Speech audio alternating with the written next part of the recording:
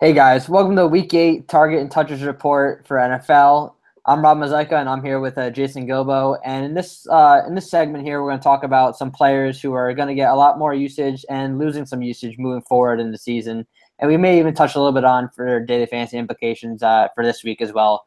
But we're going to jump right in, just start this right away with Aaron Jones of the Green Bay Packers. Packers are on a bye this week, but Aaron Jones, he seems to really have taken over this Packers backfield. Yeah, I mean, we talked about Ty Montgomery a few weeks ago and thought, it was basically just going to be a split um, kind of rotation between the two. But I mean, Jones, 20 touches last week. Montgomery just saw 5 touches. He outsnapped Montgomery 44-7. Like, we're looking at basically Montgomery being phased out of this offense. This isn't really a good spot to use Montgomery anymore. He's kind of out. Yeah, he is. I mean, he's not even getting targeted anymore. He's not. They haven't put him in the receiver or anything. And with Hundley at quarterback, that it just changes the entire offense. As we saw last week, they just pounded Jones for half the game. Yeah, that's what they're probably going to try and do the rest of the way.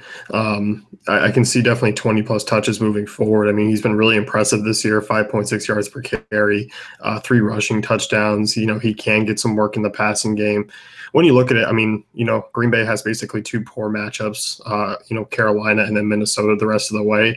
The rest are pretty much games that they can probably ground and pound and just kind of try and rely on the defense and the running game because, like you said, it's pretty clear that they're not going to use Hundley in any sort of air it out fashion. Yeah, no, they really didn't unleash him at all. I wouldn't be surprised for them to implement a little bit of options in that in their offense as well with Hundley and with Jones, and maybe Montgomery gets involved a little bit, but really moving forward, this is Jones' backfield. So now we're going to move on to another running back for the Tampa Bay Buccaneers, Doug Martin. He's facing the Carolina Panthers this week, and he's actually looked really good in his first 3 games this season. He has. I mean, pretty tough matchups too in each of the first few weeks. Obviously, but Carolina's a tough run defense, but you look at Tampa Bay. I mean, he's getting 19 touches per game. He's getting 20. He got 22 last week. I could see him obviously being in like the 16 to 19 range this week against Carolina. So good spots here. I mean, moving forward, obviously Tampa Bay's already had their bye week. I think he's certainly a decent RB2 and flex option at his price. You look at Martin, 26, 37, and 43 snaps over the last 3 weeks, so he's kind of getting back up to his usual role. I like him. I mean, he goes under own in DFS. Like, we haven't really had a clear-cut matchup to use him. We will at some point, but he's really cheap right now. So if he continues to kind of plug along, I mean, he's already has 2 red zone rushing touchdowns. He's looked good. He worked actually really well in the passing game this past week, which was kind of surprising. Yeah, he had 2 for 31 on 3 targets. I still prefer him over on FanDuel with the half-point PPR just because he never really had a big passing game role, especially with Sims and Jizrod in the backfield with him. So Martin, he looked really good too. I was watching that game this week, and he just looked sharp. I mean, I think moving forward, he's just going to do well in whatever matchup that he gets, even with the tough matchup with Carolina this week. Yeah, I think volume's going to be obviously right there every week. Yeah, and now we're going to move on to Hunter Henry, the tight end, the breakout tight end for the LA Chargers or Clippers, whatever you want to say when you see the LAC. But Hunter Henry, this is his tight end spot now. No more Antonio Gates. They're kind of just weeding him out. They got him his touchdown, and that's it. That's all he needed. But this week, the Chargers are facing the Patriots, going into New England, and expecting it could be turn into a shootout. And Hunter Henry, he's a stud. Yeah, he really is. I mean, grades out, 4th best tight end per PFF, has now seen 45 snaps in each of the last 3 games. He was less than 40 snaps in each of the first 4 weeks. So, like you said, he's clearly the guy now. I actually think he's going to see a tick up in targets this week alone against the Patriots, just given the fact that that game is probably going to be the Chargers playing from behind most of that game or trying to keep up. He's seen 6.2 targets per game this season. He's been really positive when he's out there. I mean, he's not getting a ton of volume in terms of like receptions and stuff, but the yardage has been big. He's been breaking around like 60, 70 yards per game. So I like him a lot here. Moving forward, I mean, you look at things, he faces New England, Cleveland, Washington the rest of the way. The rest are pretty neutral matchups outside of Buffalo, who've been decent against tight ends. So a really good stretch basically for the rest of the season for Henry, especially now that he's got this bigger workload. And in terms of DFS, I mean, he's going to be a decent play, I think, on a week-to-week basis, unless he gets really too expensive. He's really as safe as it comes in DFS this week, especially on FanDuel. He's 5,500. He hasn't scored less than 8.6 fantasy points this season on FanDuel. I mean, other than the one game where he just didn't get targeted at all. But we won't talk about that one. But moving forward, he's definitely a guy that you want to pick up in your season longs and just stream in DFS as long as his price is cheap.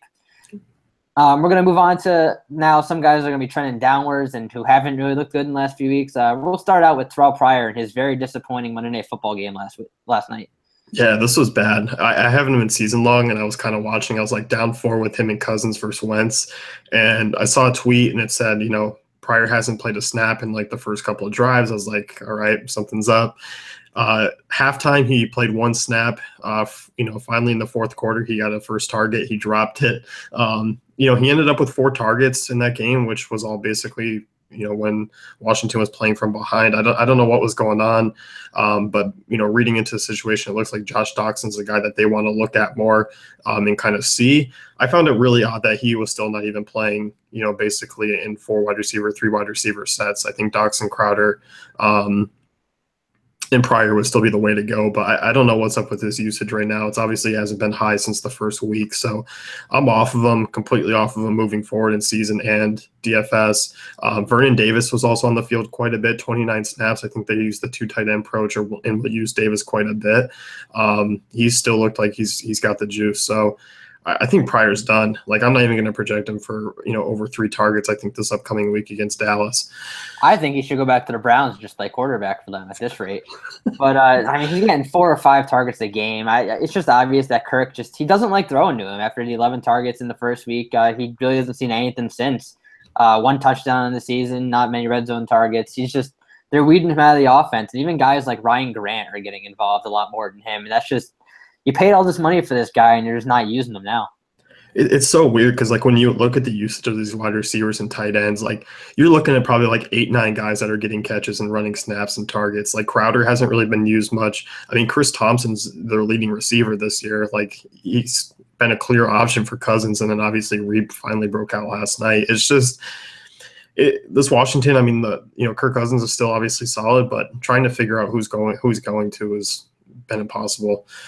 Yeah, and then in a division matchup this week against the Dallas Cowboys, it's a definite stay-away spot with Pryor, but the rest of the offense is pretty much in play. Yeah. We're going to move on here to one guy who it's not his fault that he's done, but, it's T.Y. Hilton. What are you going to do with these Colts? The offense is awful. It's just a bunch of tough matchups coming up. He's just going to trend downward for the rest of the year with the scenarios that he's going to be getting into. Yeah, it's not a good spot for T.Y. Hilton. I mean, the targets may stay be in the 7 to 9 range moving forward, but when you look at things, I mean, he has 27 receptions this year. That's it. 14 of them have come against Cleveland, San Francisco. 64% of his receiving yards, came in those 2 games. Struggled against the Rams, Seahawks, Cardinals, Titans, Jags. I just don't see this, being a positive matchup, anything moving forward. He's got Houston twice, Cincinnati, Baltimore, Denver, Jacksonville, and Buffalo. Obviously really plus match or, negative matchups for wide receiver 1. So he's going to be funneled into, I expect Jack Doyle to actually get a lot of the targets moving forward. I actually don't mind him in some weeks, and actually this week against Cincinnati. So when you look at things, I mean, Hilton, that offensive line can't block. He already said it. He spoke the truth. Hilton said that offensive line didn't block, and I don't know why he apologized. They straight up couldn't. So it's just a bad situation for this Colts for the rest of the year. Yeah, especially because Andrew Luck, they shouldn't bring him back. It doesn't look like they're going to bring him back. They're just going to keep saying they're going to string along week by week and just say he's out. Just take him out for the season at this point. T.Y. Hilton, he doesn't have that click with Brissett like he did with Andrew Luck back there. And pretty much outside of a long touchdown, you're really not going to get much from him. And at 7,200 on FanDuel this week, it's just a total stay away. And until his price gets, like, if you see T.Y. Hilton get down to like below 6K on FanDuel, then you can start considering him. But season long, wide receiver 3 probably at this rate, right? Yeah, it's really tough to play him. I think wide receiver 3 is kind of where you're looking at. Like, I might be just streaming in his place at this point. Like, he may go off for a home game against Houston or in the home game against Tennessee. Like, those are the 2 best targets for him moving forward. But really, at his price and where he's at, the kind of the production that's about to come isn't going to be pretty because he's not that big type of wide receiver like an AJ Green or Mike Evans, where even in a bad offense, they're still going to get a lot of volume. Like, I love T.Y. Hilton, but he's just not that type of player. Yeah, and he's in such a tough division too. I think you got to face Jacksonville twice, Houston twice, and Tennessee twice. Like, outside of Tennessee, Houston and Jacksonville are two elite defenses that you're going to have to match up against. And it's just very tough for any receiver really in that division to really go off. Yeah. But that's going to wrap things up for us today on the Week 8 Targets and Touches report for NFL. Go on to dailyfantasycafe.com, check out Jason's article, and play around with our optimizer. And good luck, everyone, in your DFS contest and your season longs.